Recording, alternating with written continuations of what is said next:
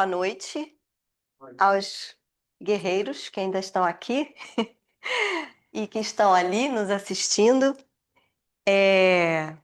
A gente está muito atrasado, então nós vamos pedir, infelizmente, uma acelerada aqui aos nossos palestrantes. Eu queria falar rapidamente, só que, assim, o meu interesse por esse dia e por essas palestras de hoje é porque eu sou jurássica na tecnologia da informação, né? Fui analista de sistemas, como a Sam falou, naquela década dos 80 e 90. E fiquei apaixonada pela tecnologia até hoje. Então, queria muito ouvir essas pessoas que vieram e nossos colegas aqui. Mas eu estou tendo aqui a experiência de mediar uma mesa sem os palestrantes fisicamente presentes. Então, eu vou chamar os meus avatares, Hudson, Márcio e Leif.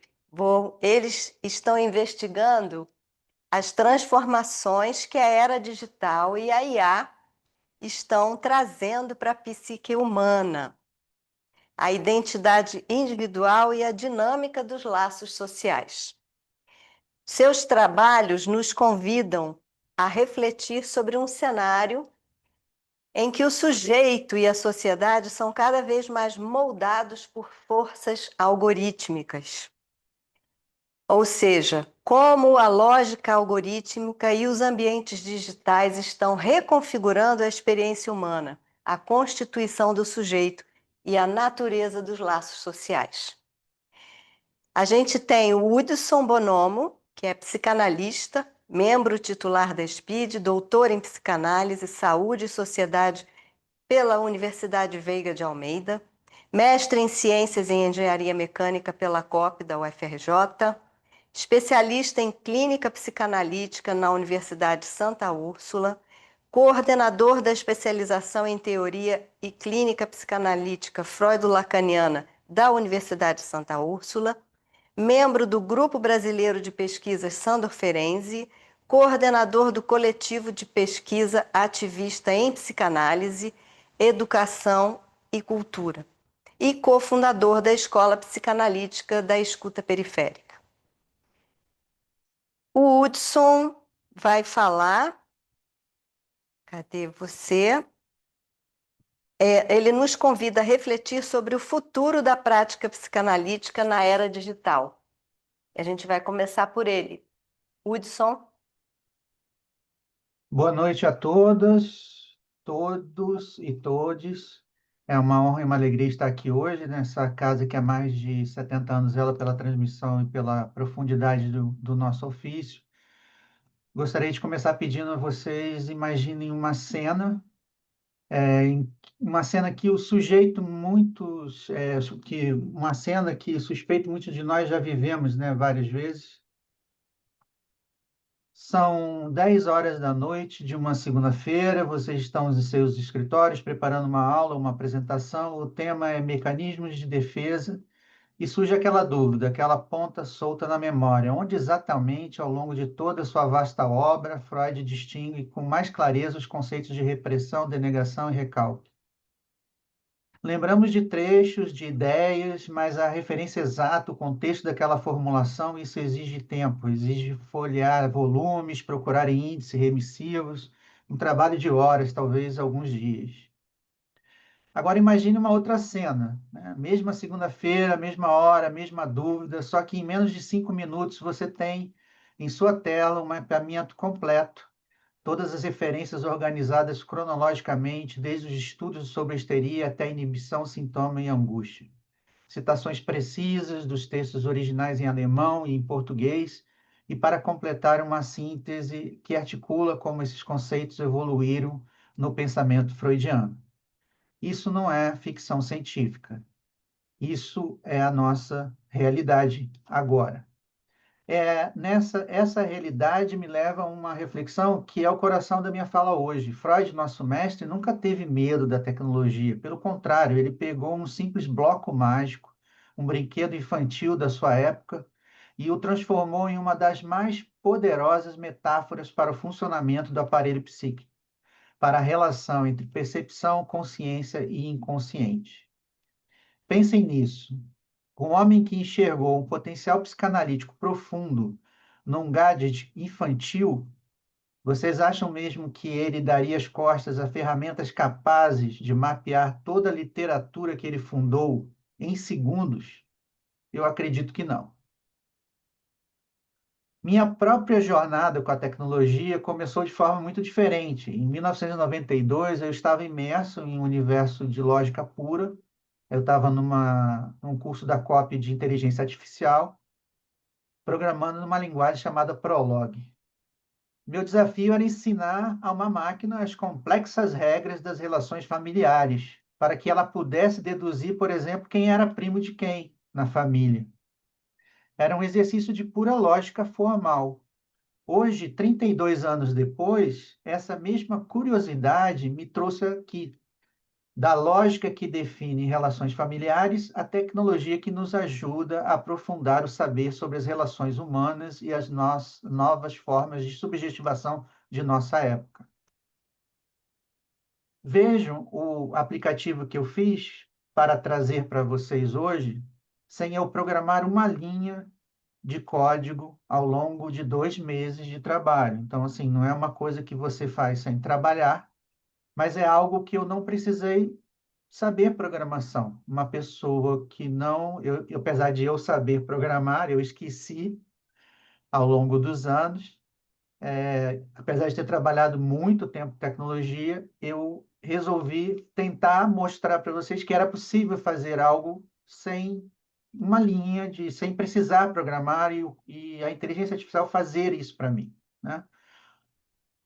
O professor Sig, que vocês estão vendo aqui na tela, que eu vou passar, ele é um aplicativo que vai estar disponível para vocês nesse endereço que eu coloquei na tela. Depois vocês vão assistir gravados, aí vocês vão ter ou anotar, em que eu trago 14 fatos bibliográficos de Freud, eu trago 40 conceitos freudianos que eu preparei humanamente.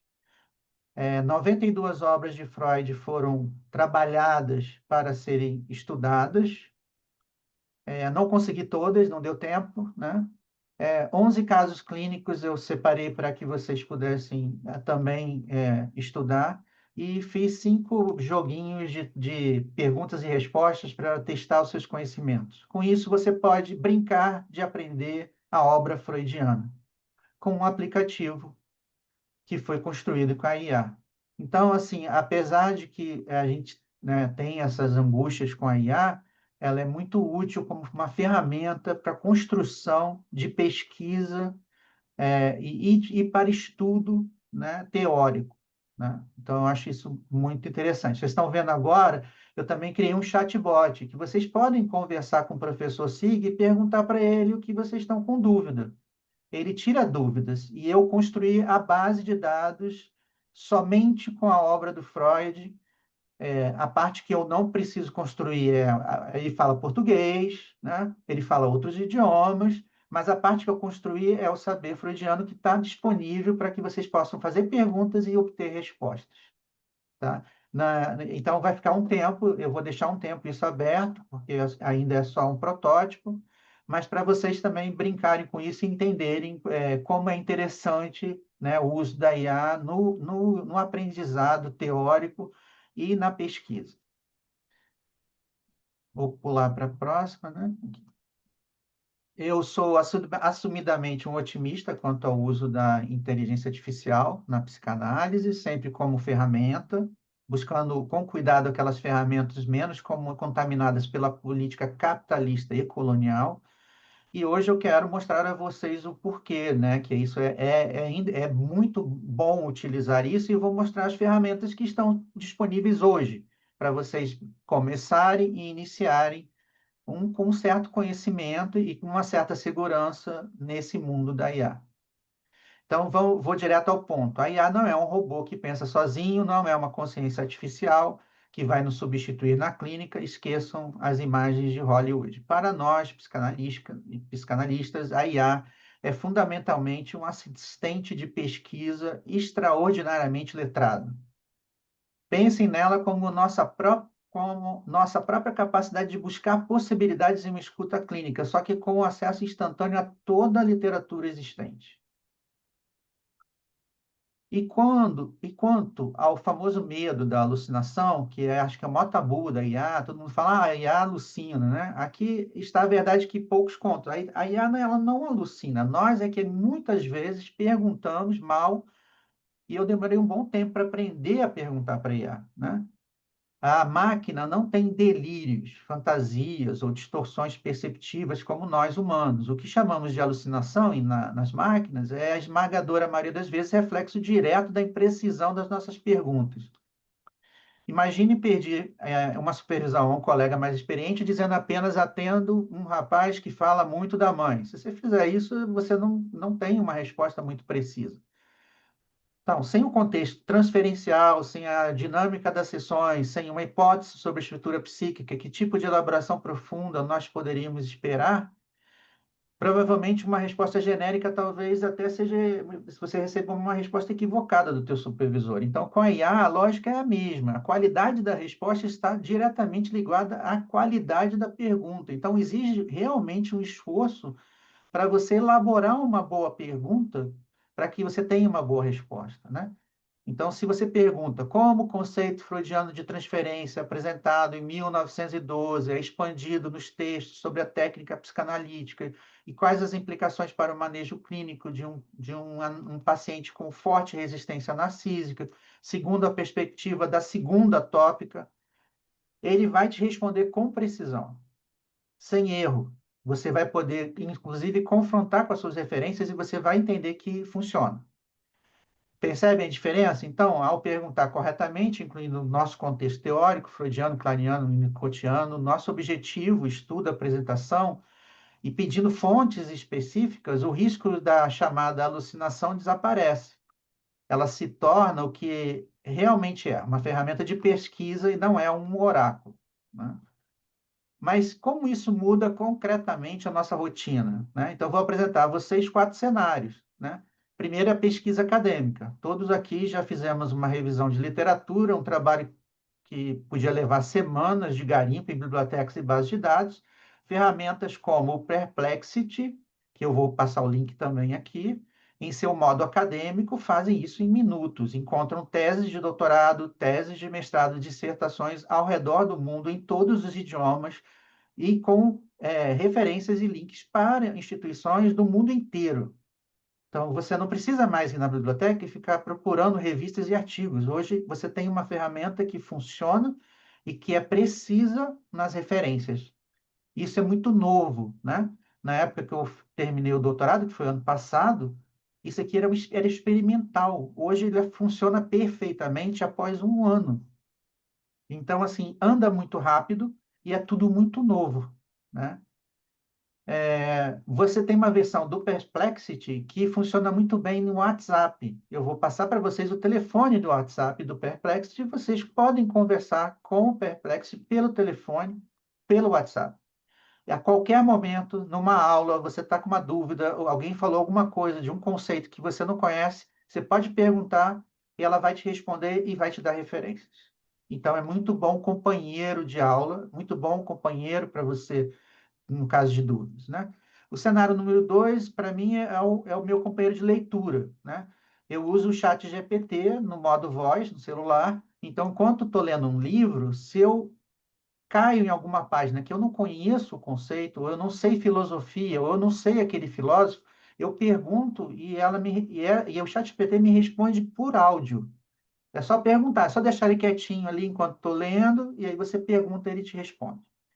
O terceiro cenário é o controle total do seu saber. Você pode usar a ferramenta da Google, que é o Notebook LM, que você pode adicionar os seus próprios textos e os textos de Freud e Lacan que você quer analisar, e ele fica restrito a somente esses textos. Ele não olha nada na internet, ele não foge do texto, ele não procura referências externas. Então, você pode criar a sua própria base de dados de estudo e chama notebook justamente porque você faz os seus cadernos. Você pode fazer um caderno de metapsicologia, um caderno de estudo de Ferris, um caderno para estudar Klein, e aí você vai ter isso e você vai depositando ali as suas anotações, e ele vai te respondendo. Ele faz coisas incríveis. Ele pode criar um podcast para você, duas pessoas dialogando sobre os seus textos para te ajudar a lembrar. E você ouvir no carro, ouvir quando você está descansando ou fazendo alguma outra coisa, então você não precisa nem ler, você pode também ouvir ali o debate sobre os seus textos, o seu conteúdo, sem ter nenhuma interferência externa. E o cenário 4 é a escrita com rigor, que é muito útil, porque o Cloud AI é a melhor ferramenta que eu conheço para fazer revisão de textos e para redação, né, de uma forma geral, correção principalmente de regras ABNT, regras Chicago, regras da APA. Quer dizer, quem trabalha com produção de artigos e precisa, ou livros, precisa corrigir referências, ele é uma ferramenta muito incrível para fazer esse tipo de trabalho. Então, são ferramentas que são acessíveis, são ferramentas que eu não estou trazendo ferramentas complexas de uso, mas que precisa de um pouquinho de esforço e vontade para poder avançar e começar a mexer com isso, né? Então, pela primeira vez na história, a gente temos um ecossistema completo à nossa disposição, que é a busca inteligente, a análise de documentos próprios, que eu procurei durante anos e não tinha, hoje tem, que é o Notebook LM, e assistência à redação acadêmica, né? O futuro chegou para a gente, a escolha nossa, né? A questão não é mais se a tecnologia vai transformar a psicanálise, a questão é como nós participaremos dessa transformação. Em poucos anos, qual será a diferença entre o analista que domina essas ferramentas para aprofundar seu estudo e aquele que as ignora? Eu acho que, em referência ao que o Dunker falou, eu acho muito interessante na construção de casos clínicos inéditos, em determinadas necessidades que você tem para supervisão. É muito legal você ter a oportunidade de fazer e elaborar textos ou casos clínicos que não são reais, mas que estão adequados à teoria, que possam lhe ajudar na transmissão. Então, tem algumas coisas que são bem legais que dão para serem feitas e que vale a pena investir, né? Então, estamos diante de uma mudança de paradigmas, né? Saímos da pesquisa manual, que consumia semanas, para um mapeamento conceitual que leva minutos. Eu quero ser muito claro aqui, a IA não veio para nos substituir, ela veio para nos libertar de tarefas mecânicas e repetitivas, para que possamos nos dedicar ainda mais àquilo que é e sempre será insubstituível e profundamente humano, que é a escuta sensível, a associação livre, a transferência, a criação de sentido no encontro entre analista e analisando. O futuro da psicanálise é e sempre será humano, mas ele será, sem dúvida, potencializado pela tecnologia. Meu convite a vocês hoje é muito claro: sejamos pioneiros, não por modismo, mas por compromisso com a excelência do nosso trabalho. Não deixemos que o medo do novo nos impeça de explorar ferramentas que podem enriquecer imensamente nossa prática clínica e acadêmica. Não espere que outros testem por vocês. Comecem hoje, né? Chega em casa, faz uma pergunta lá para o chat GPT sobre um conceito. Verifiquem que ele vai responder bem. Hoje ele responde muito bem a todas essas perguntas. Conhece profundamente as obras dos psicanalistas, né? Então, vamos testar, questionar, vamos nos adaptar e, acima de tudo, vamos compartilhar nossas descobertas entre nós, que juntos estamos apenas começando a escrever o próximo e fascinante capítulo da história da psicanálise. Muito obrigado.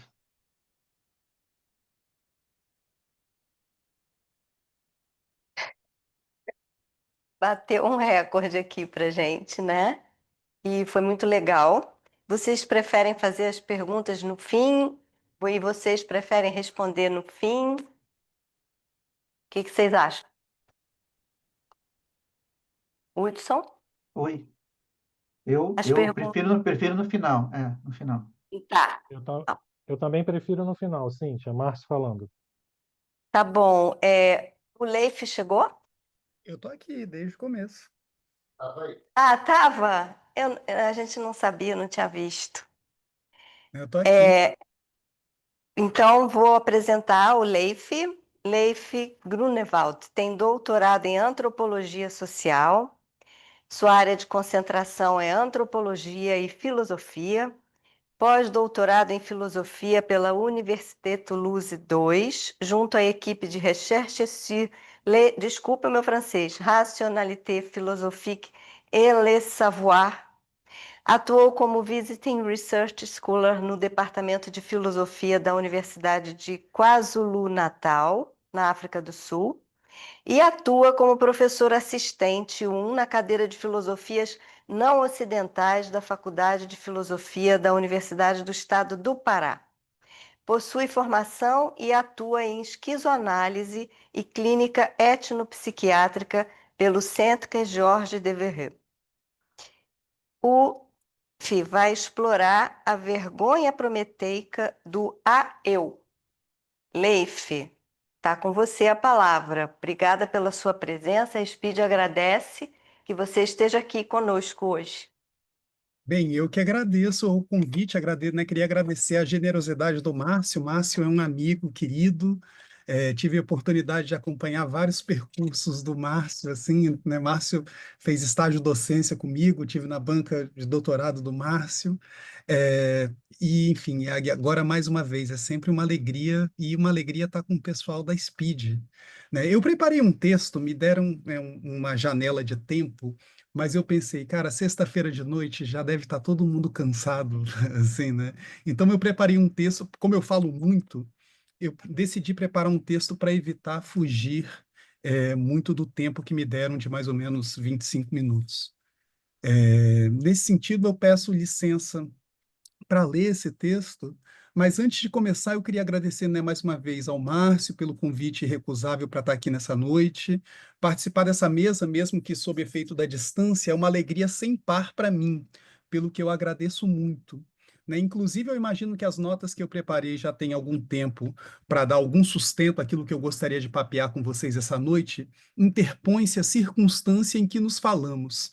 Trata-se de uma reflexão muito provisória, mais ocupada de suscitar um conjunto de questões que de fornecer alguma resposta para elas. Né?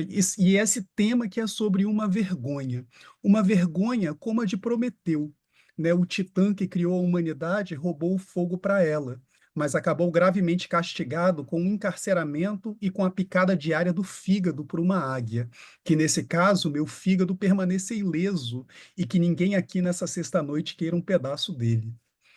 Né? Dito isso, para dar propriamente algum tom do começo dessa fala, eu gostaria de lhes dizer que no início dessa fala reside uma lembrança, justamente a recordação de dois acontecimentos ocorridos no período, né, que compreendeu as 3 primeiras décadas do século XX. O primeiro desses acontecimentos, ocorrido em 1933, né, consiste no momento da publicação de Die Mollusische Catacombe, né, a catacumba molússica, né, de um autor chamado Günther Anders, né, em que o autor se dedica a oferecer uma resposta ao totalitarismo europeu que se encontrava naquele momento em franca ascensão.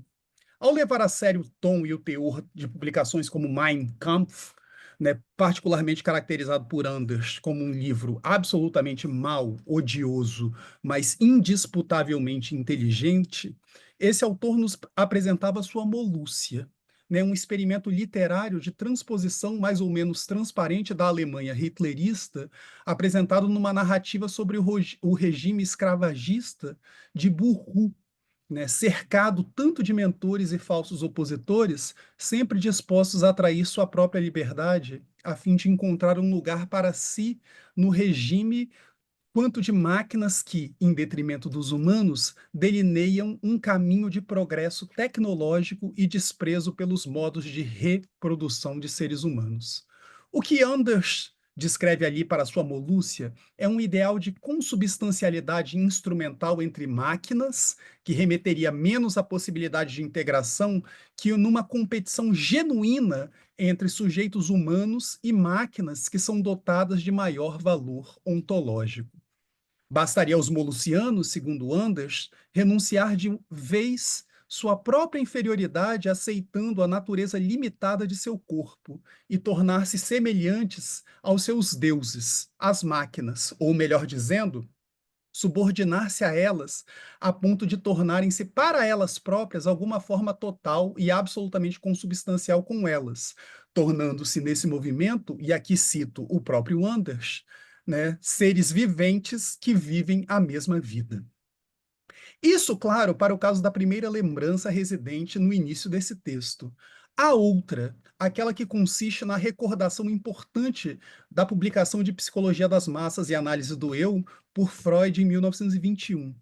Não só do problema central focalizado por esse autor, né, contra a oposição entre uma psicologia individual e uma psicologia social, né, uma psicologia das massas, como também daquilo a que Etienne Balibar, né, se referia como o caminho forte, no sentido lógico, para o pensamento sobre a relação entre os fenômenos da psicologia individual e da psicologia coletiva, propondo-se a postulá-la como se o individual e o coletivo pertencessem a uma única estrutura, da qual constituem funções elas mesmas reversíveis, né? Neste trabalho, como me parece ser bom fazer recordar, né, as formações das massas corresponderiam ao momento em que os indivíduos que as compõem substituem sua figura de autoridade por outra, considerada mais satisfatória, né, regredindo assim à fase primária, aquela na qual a criança se vê e se admira em suas próprias produções.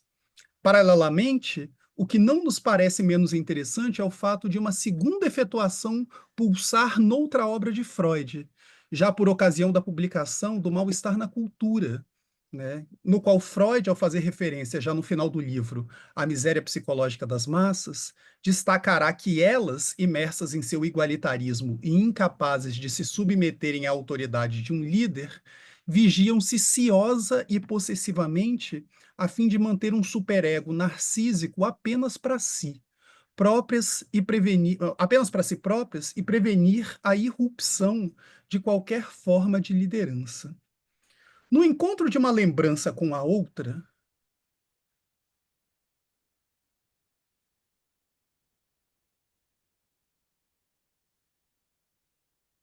e gente, Estamos aqui, oi, Leif. Sumiu para você? sumiu, e eu tô lendo há um tempão e, cara.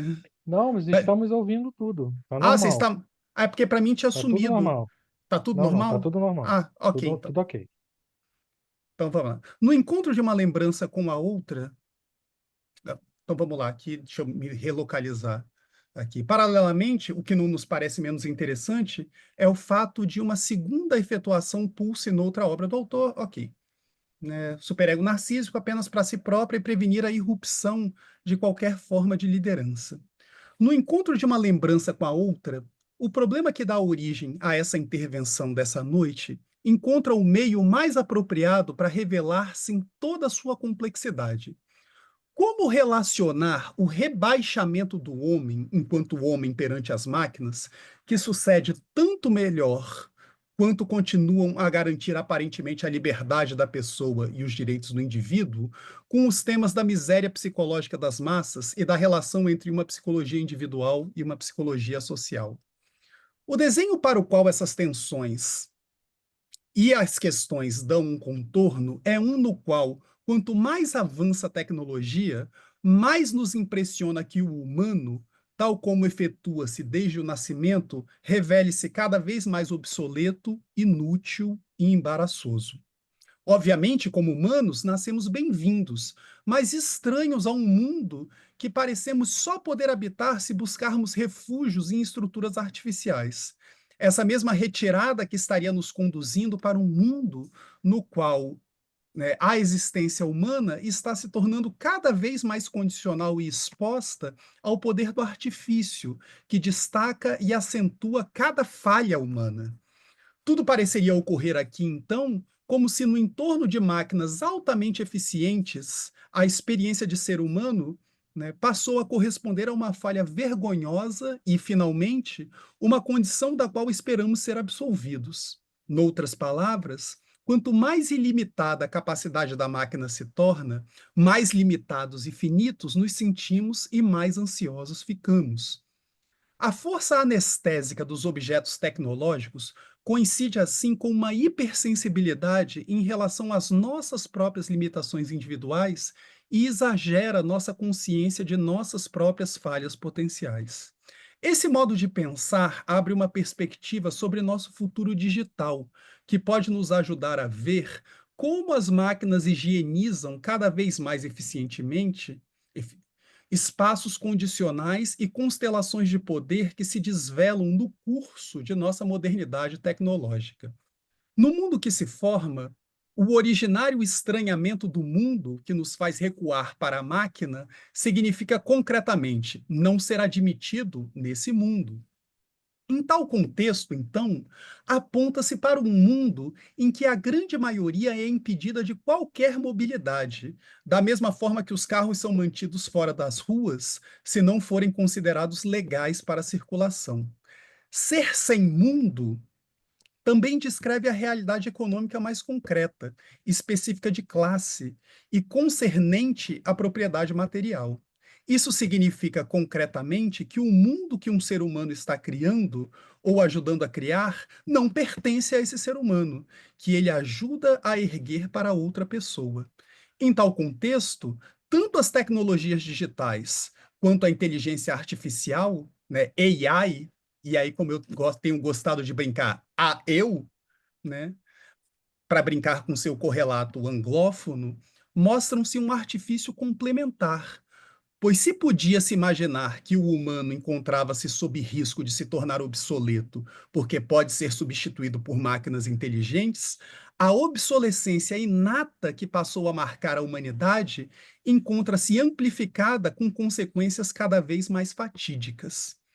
Enquanto os processos maquínicos figuram cada vez mais como dotados da capacidade de nos aliviar não apenas do esforço físico, mas também do esforço emocional e cognitivo, permitindo-nos automatizar nossa correspondência e atos que talvez não tenhamos coragem ou capacidade de fazer, eles dão a configuração de um mundo frio e não humano, né, que encontra-se em curso, estabelecida sob a capa de um senso enganoso de normalidade.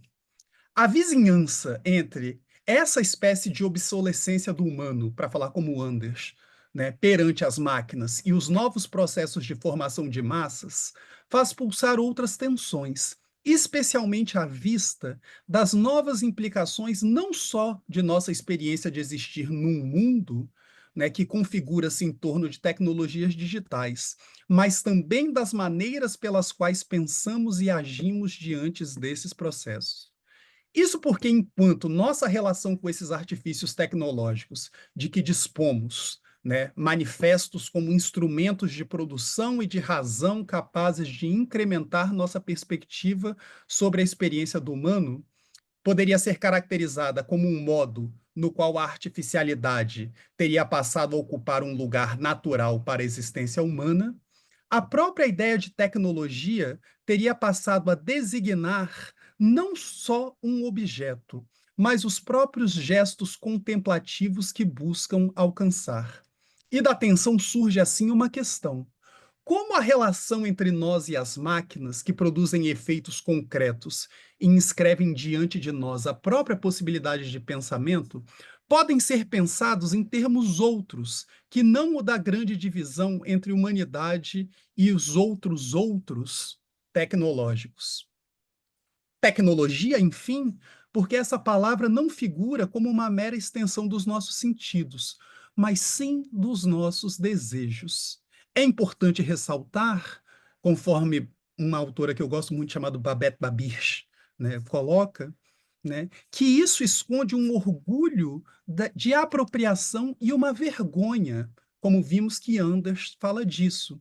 Sabemos o que a tecnologia, né, a ferramenta, o gadget, podem fazer por nós, e para colocá-lo em nosso poder e ao nosso serviço, qualquer que seja a tecnologia em questão, informações, notificações, inscrições digitais, nós pagamos por isso, nós eliminamos isso, né, para a conectividade digital né, em nossas casas e cobramos obedientemente nossos telefones celulares autofinanciados da mesma forma e assim por diante.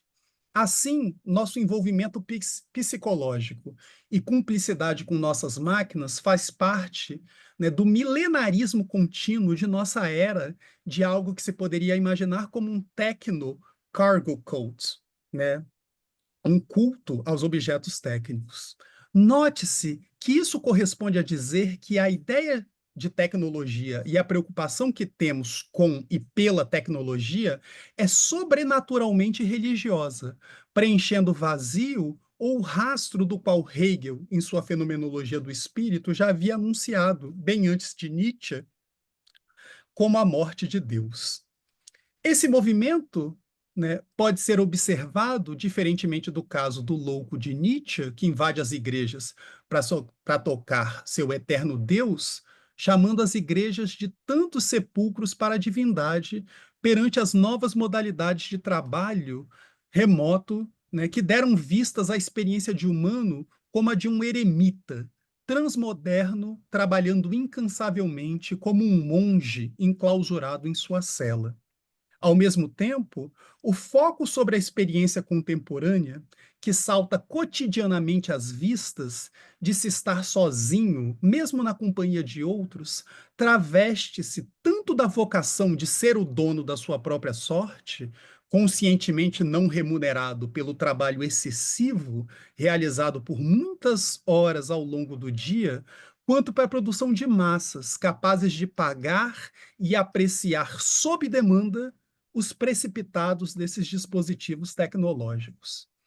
No horizonte dessa paisagem determinada pela questão que coloquei antes, o que parece delinear-se diante desse consentimento à alienação como promessa de uma idade de ouro sob os auspícios da capacidade das máquinas de exibirem recursos como raciocínio, aprendizado, planejamento e criatividade extra-humanos, é a formação de uma massa baseada na escolha de uma figura não humana de autoridade, tornada possível pela alienação de matrizes baseadas em decisões humanas. No entanto, esse relacionamento parece encontrar-se sempre à espreita de transformação drástica, se por acaso a máquina se mostrar incapaz de fornecer os bônus e os benefícios esperados. Assim, qual seria o caráter inovador dessa massa de humanos e não humanos, né? Essa massa híbrida dos dois?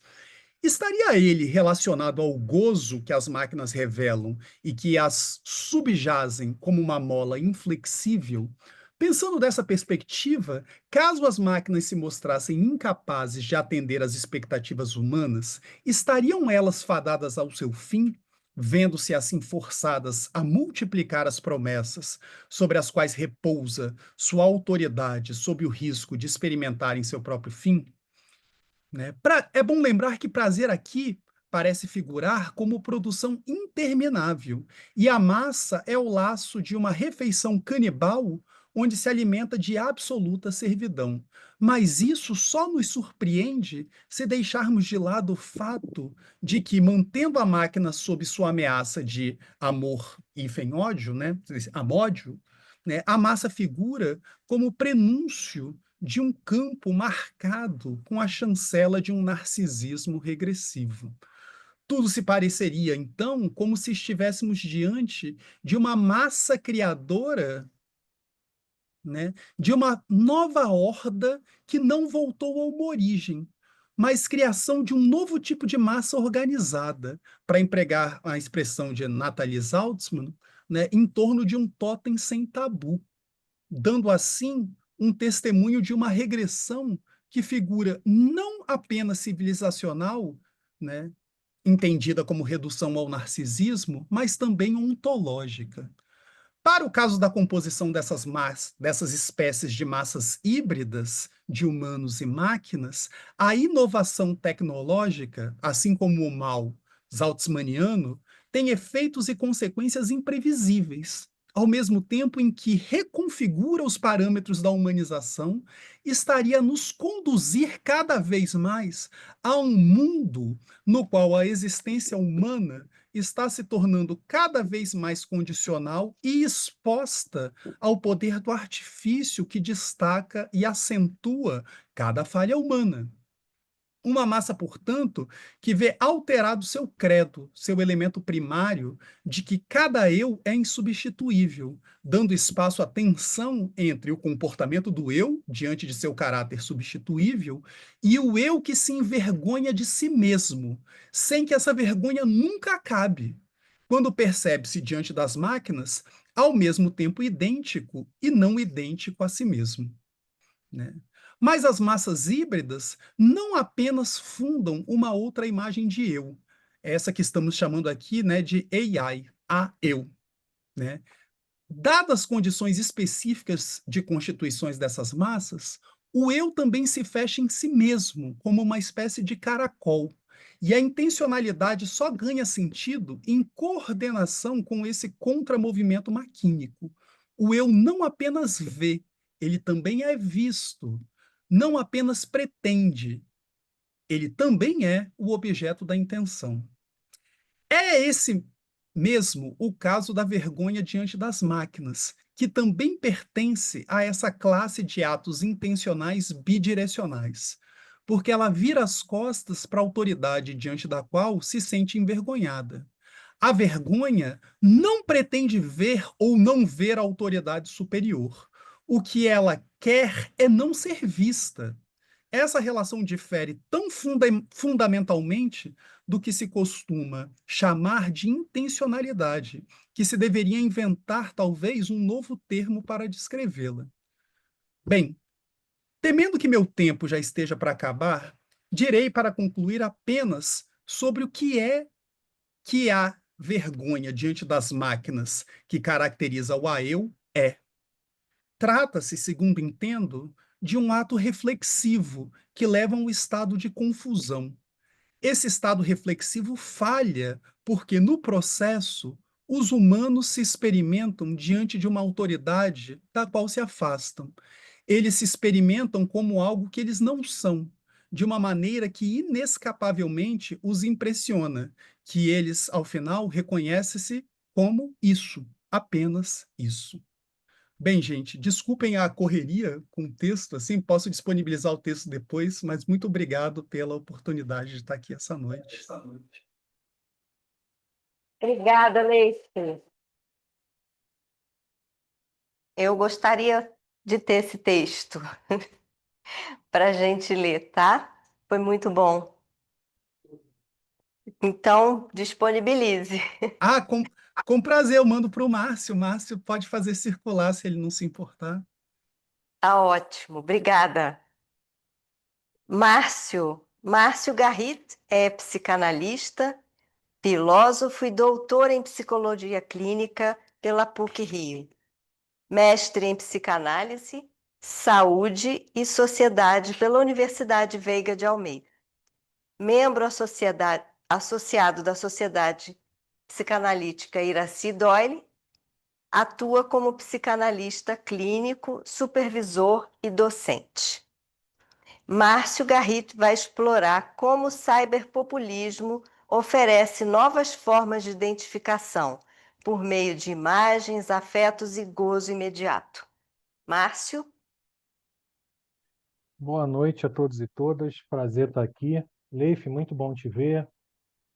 É muito Tá numa bom. mesa com pessoas bem legais, como Leif, Hudson, a Cíntia, pessoas que eu gosto muito. Bom, como a Cíntia já disse no início, a gente passou um pouco, né, com a mesa anterior, então já deve estar todo mundo com muito sono, cansado desde cedo, principalmente quem chegou cedo, e eu vou tentar ser o mais breve possível. E numa situação como essa, de horário e cansaço, acho que a melhor coisa que eu posso fazer é levantar questões de uma maneira breve, objetiva, para que a gente possa continuar reverberando essas questões e num momento assim mais num outro momento, mais tranquilo, a gente desenvolver isso. Inclusive, só um parênteses, eu não sei como é que o Leif consegue escrever essas coisas maravilhosas. Ah, vou escrever um textinho ali de 30 páginas com uma palestra que amanhã está pronto.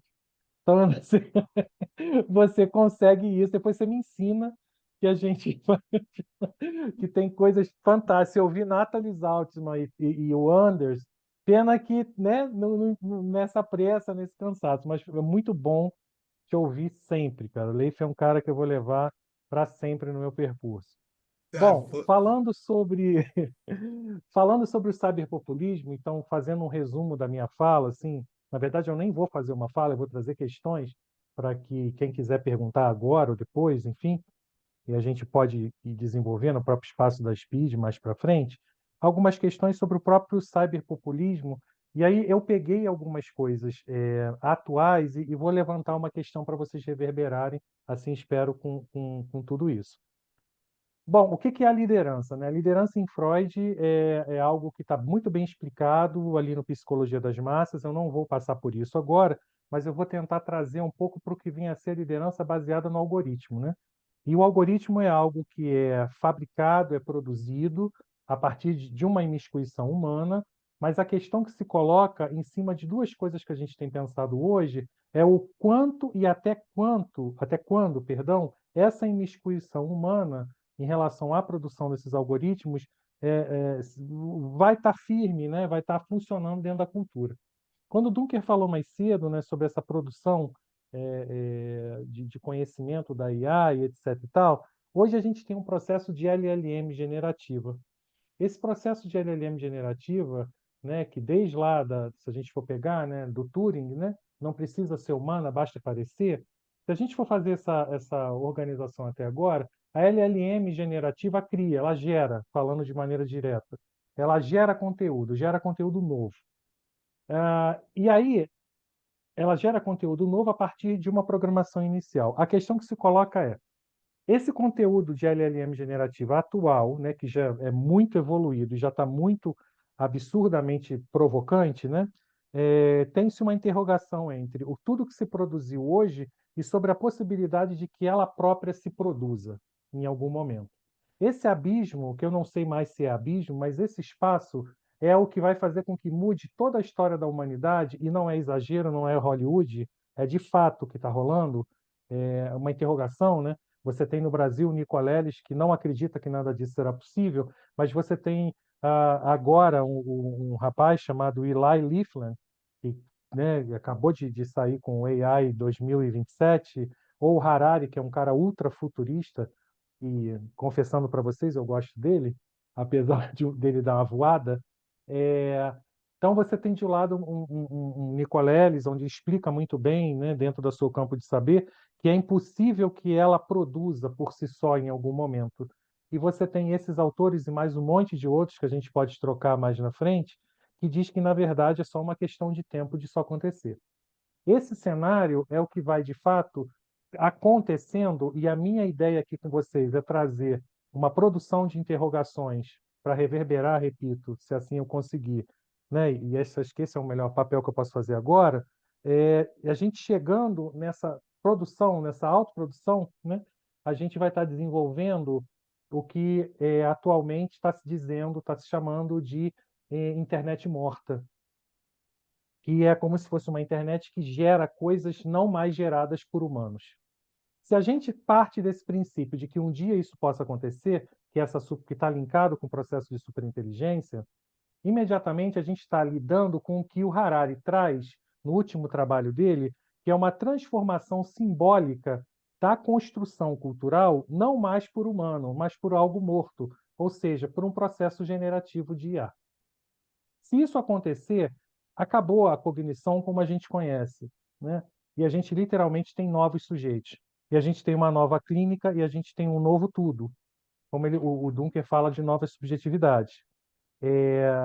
E aí sim a gente vai pensar essas novas subjetividades trazendo coisas que ela já gera, mas de uma proporção maior, como o brain rot, né? O brain rot, que é aquela coisa do lixo cerebral que já é produzido de maneira compulsiva hoje e que já molda algo nesse sentido. A gente já trata a compulsão hoje de uma maneira diferente como a gente pensava ela até ontem, né? Com o mundo digital, virtual.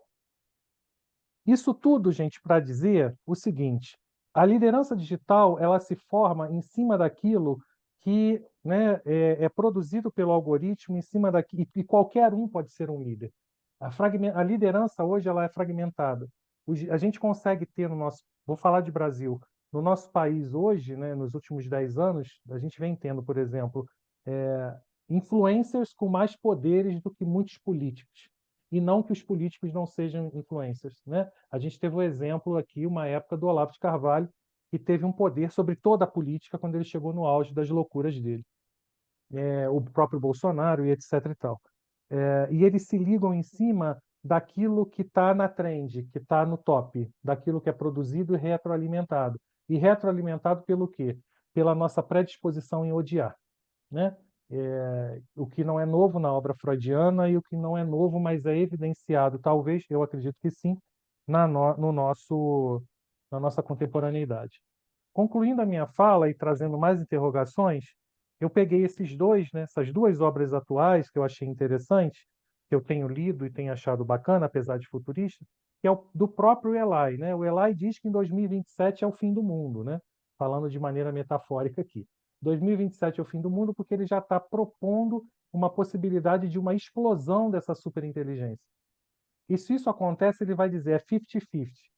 Ou os países vão competir para saber quem domina mais pela via digital, né? E aí automaticamente isso culminaria no fim de tudo, porque a própria IA tomaria conta de tudo, ou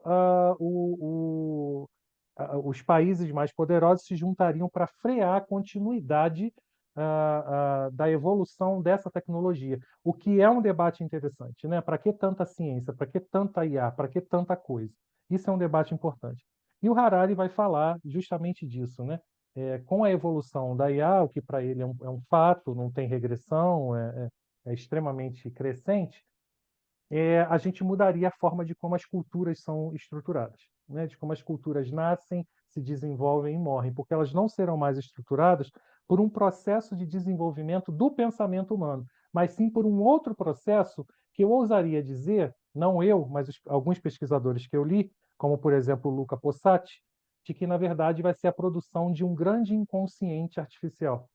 O inconsciente artificial que, segundo ele, numa organização que eu precisaria de uma meia hora para tentar explicar, porque é um processo complexo, mas muito interessante, onde ele vai dizer que esse inconsciente artificial, né, ou digital, ele é estruturado a partir de duas teorias bem interessantes, que é em cima do significante lacaniano e dos elementos beta e alfa do Bion, né? Então, a recepção pela via do inconsciente lacaniano e essa elaboração e devolução para quem proferiu o significante, mas elaborado como é a proposta bioniana de elemento beta e alfa.